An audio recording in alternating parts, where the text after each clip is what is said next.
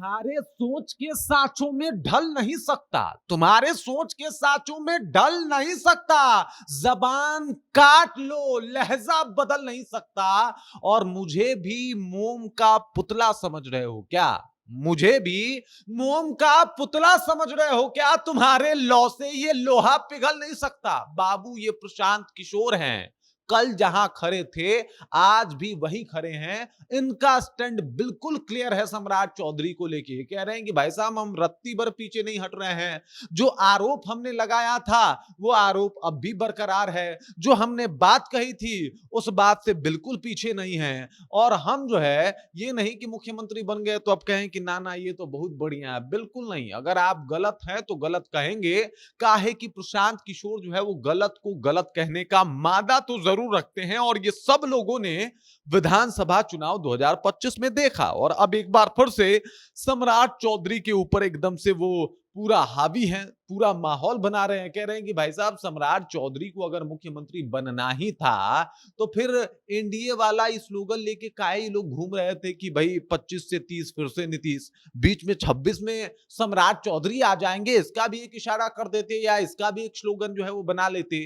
पूरी कहानी आपको बताऊंगा कि किस तरीके से प्रशांत किशोर ने एक बार फिर से सम्राट चौधरी, जो कि अभी नए नए नवेले मुख्यमंत्री हैं बिहार के, इनको आड़े हाथ लिया है और पूरा माहौल ही इनका जो है वो खराब कर दिया है। क्योंकि ये जो है वो प्रशांत किशोर हैं, ये इस तरीके से कुछ भी बात नहीं करते। ये फैक्ट्स पे बात करते हैं, ये टू द पॉइंट बोलना जानते हैं, ये पॉइंट पे बात रखते हैं। ये नहीं कि कुछ भी कहीं का ईंट कहीं का रोड़ा उठा के ये बोलना शुरू कर दे। बिल्कुल नहीं। इनके पास फैक्ट्स है, इनके पास जानकारी है।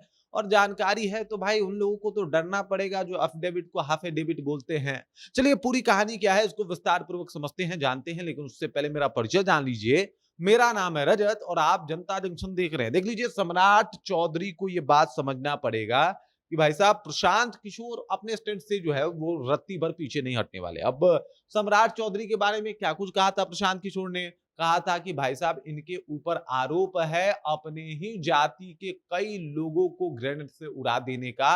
ये इसके अभियुक्त हैं और इसके ऊपर अभी इनको जो है वो कहीं ना कहीं ये केस खत्म नहीं हुआ है, बल्कि केस अभी भी चल रहा है। इनका नाम पहले राकेश मौर्य था, बाद में जो है इन्होंने अपना नाम सम्राट चौधरी रखा, ये भी आरोप लगाया था। साथ ही साथ इन्होंने ये कहा था कि भाई अपने उम्र में इधर उधर करके हेरा फेर करके जो है वो सम्राट चौधरी जो है वो कहीं ना कहीं जाके विधायकी लड़े थे और चुनाव में उतरे थे। तो ये तमाम आरोप जो है वो प्रशांत किशोर के द्वारा लगाया गया था। प्रशांत किशोर ने ये तक कह दिया कि भाई साहब, इनके पढ़ाई लिखाई की डिग्री जो है वो लोगों के पास है ही नहीं, पता ही नहीं है कि ये जो सम्राट चौधरी वो कितना पढ़े हैं। अब इनके कुछ समर्थक कह रहे हैं कि अरे बहुत पढ़े हैं, आपके पास कोई सबूत है कि ये नहीं पढ़े? अरे मतलब पूरा बिहार सबूत दिखाए कि नहीं पढ़े हैं, लेकिन ये अपना सर्टिफिकेट नहीं दिखा देंगे कि पढ़े लिखे हैं। अगर पढ़े लिखे हैं तो एक सर्टिफिकेट दिखाएं, बताएं, या फिर ये कौन सा कोर्स इन्होंने किया है जिसके बारे में बात करते हैं उसके बारे में जानकारी दें कि आखिर ये कोर्स होता क्या है। अब इन तमाम मुद्दों पे जो है वो प्रशांत किशोर नए नवेले मुख्यमंत्री सम्राट चौधरी की बखिया उधेर रहे हैं और कह रहे हैं कि भाई, आपने बीच में ही खेल कर दिया और खेल ऐसा किया कि पूछिए मत। मतलब आपने नीतीश कुमार के नाम पे वोट मांगा, आपके बारे में पता तो होना चाहिए ना। जनता आपको तो चुन के वोट दी नहीं।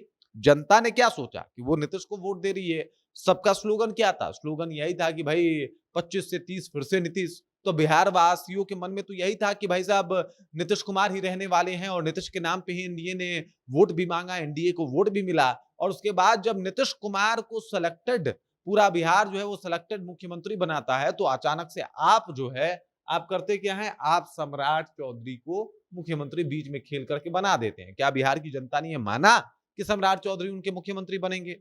कहीं माना सम्राट चौधरी को मुख्यमंत्री? नहीं माना तो क्यों बनाए? यही बात कर रहा था भाई। ये प्रशांत किशोर है, ये फैक्ट्स पे बात करेंगे, ये इधर उधर की बातें नहीं करेंगे, ये उड़ता घोड़ा और चलता हाथी की बात नहीं करेंगे, ये बात करेंगे फैक्ट्स पे और पूछेंगे सवाल आपसे। सवाल पूछा जा रहा है कि भाई एक बात बताइए, जो वोटिंग हुआ था, बिहार वासी तो यही सुन के स्लोगन दिए थे ना कि 25 से 30 फिर से नीतीश। तो बीच में सम्राट कैसे आ गए? क्या बिहार वासी चाहते भी थे कि सम्राट चौधरी मुख्यमंत्री बने? अगर नहीं चाहते थे तो सम्राट चौधरी को मुख्यमंत्री क्यों बनाया गया? यही सवाल है। और इस मुद्दों पे के ऊपर जो है वो कहीं ना कहीं साफ तौर पे जो है वो प्रशांत किशोर घेर रहे हैं एक बार फिर से सम्राट चौधरी को। सम्राट चौधरी को घेरते हुए ये भी उन्होंने अपना स्टैंड क्लियर कर दिया कि भाई, जब आप उप मुख्यमंत्री थे तब भी हम आपको घेर रहे थे और आपके खिलाफ मेरे पास जो सबूत उस वक्त थे अब कहीं उससे ज्यादा है। और अब जो है टाइम टाइम पे वक्त वक्त पे ऐसा नहीं कि सरकार आपके हाथों में है तो आपको छोड़ दिया जाएगा, बल्कि प्रशांत किशोर हैं, सरकार से नहीं डरते। अगर सरकार की कुछ गलत नीति है तो उसका तुरंत विरोध करेंगे। और क्या बिहार वाकई चाहती थी कि सम्राट चौधरी मुख्यमंत्री बने? ये बड़ा सवाल है। और तमाम मुद्दों के ऊपर प्रशांत किशोर जो है वो खूब गर्म है। कटिहार में जो है इन्होंने एकदम से बखिया उधेड़ दी और एक बार फिर से सम्राट चौधरी को आड़े हाथ लिया। बाकी जो स्टंट रहा प्रशांत किशोर का, उसके ऊपर आप क्या कहेंगे? सम्राट चौधरी बतौर सीएम, इसके ऊपर आप क्या कहेंगे? कमेंट कीजिए, अपना विचार हम तक पहुंचा दीजिए। बाकी आप देख रहे हैं जनता जंक्शन और मेरा नाम रजत है।